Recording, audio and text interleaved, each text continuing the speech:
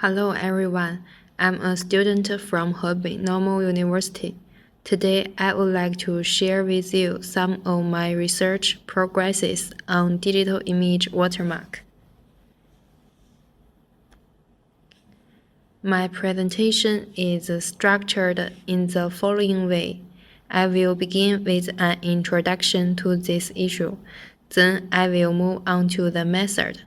After that, I will introduce the results, and finally, I will give conclusions. Okay, let's move on to the first part.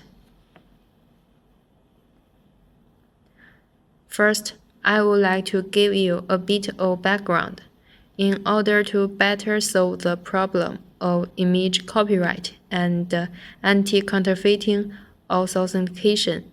A watermarking algorithm based on spread spectrum and DFT is proposed. Digital watermarking technology began to develop since it was put forward in the 1990s. Digital image watermarking technologies usually fall into categories: spatial domain watermarking technology and transform domain watermarking. The spatial domain algorithm includes LSB, pathwork algorithm, texture block coding, and so on. The transform domain watermarking algorithm includes DFT, DCT, DWT, wavelet transform, and so on. Now, let me show you how to implement this algorithm. Firstly, spread spectrum communication and sequence pairs are briefly introduced. Spread spectrum communication is characterized by the bandwidth used for transmitting information is much larger than the bandwidth of the information itself. The basic idea and the theoretical basis are to use the bandwidth transmission technology in exchange for the benefits of SNR. In communication system, interference can be reduced or eliminated through spread spectrum sequence. Then the concept of sequence pairs is introduced. Suppose X and Y are two-dimensional sequences of length n, then X and Y are said to form a sequence pairs of n lengths, denoted as XY. If the elements of sequence X and Y are plus or minus 1, the sequence pairs X1, XY are called binary sequence pairs. Sequence pairs have the following advantages. First, it can exist in any length, which makes up for the elimination of certain fixed lengths, such as gold sequence and M sequence. Second, it has better autocorrelation performance. The essence of sequence pairs is weaken the main peak in exchange for the suppression of the side lobes, thereby obtaining better autocorrelation performance.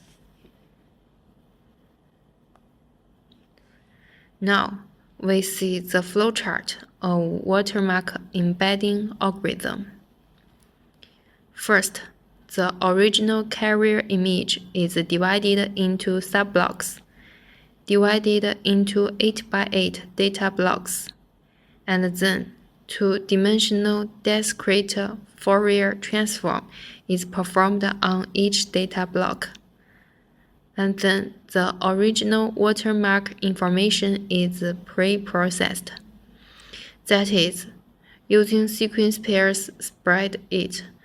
After the above work is completed, the generated spreading sequence code is superimposed with the amplitude spectrum of the carrier image after subblock segmentation and DFT transformation, which is equivalent to successfully loading the watermark information after the expansion process into the original carrier image middle. After the embedding is successful, the inverse discrete Fourier transform of the image can be used to obtain the image containing the watermark information.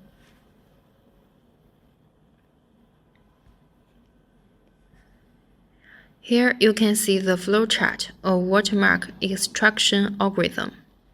This algorithm uses steps similar to the previous embedding algorithm. It divides the carrier image that already contains watermark information into subblocks, and then performs DFT changes on each subblock. After that, it is the same as the one that has undergone the same block and the DFT transformation. The amplitude of the original carrier image is compared to effectively extract the spread spectrum watermark information.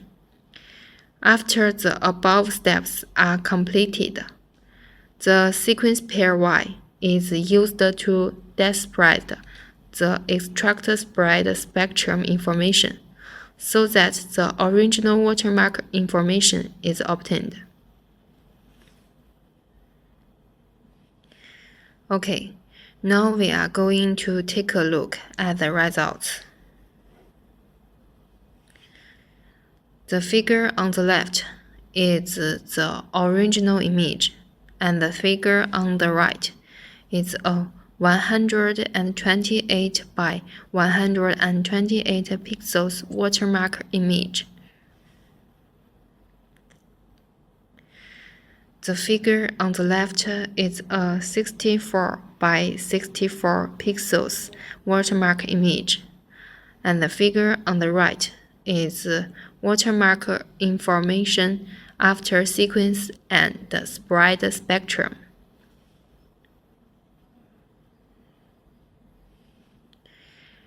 Change the embedding string scale to 0.015, 0.025, 0.025, and 0.03, respectively. Run the program. Calculate the value of PSNR and NC. The experimental comparison results are as follows. When K is 0.15, the results is shown as follows.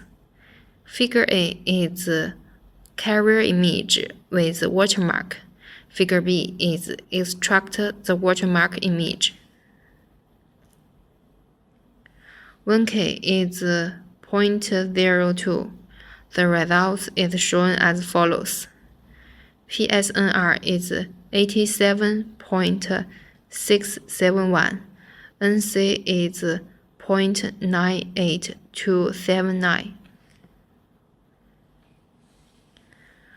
When K is 0.025, the result is shown as follows. When K is 0.03, the result is shown as follows. PSNR is 79.385. NC is 0.98409. Finally, I will make a conclusion. Firstly, according to the above experimental results, with the increase of K, PSNR gradually decreases and NC gradually increases, which proves that there is a contradiction between watermark invisibility and robustness. Secondly, it can be seen from the simulation results that good results have been achieved in terms of robustness, which proves that the algorithm is feasible. In the end, I will continue to study the robustness and invisibility of the algorithm in the future. Well, this brings us to the end of my presentation. Thank you for your attention.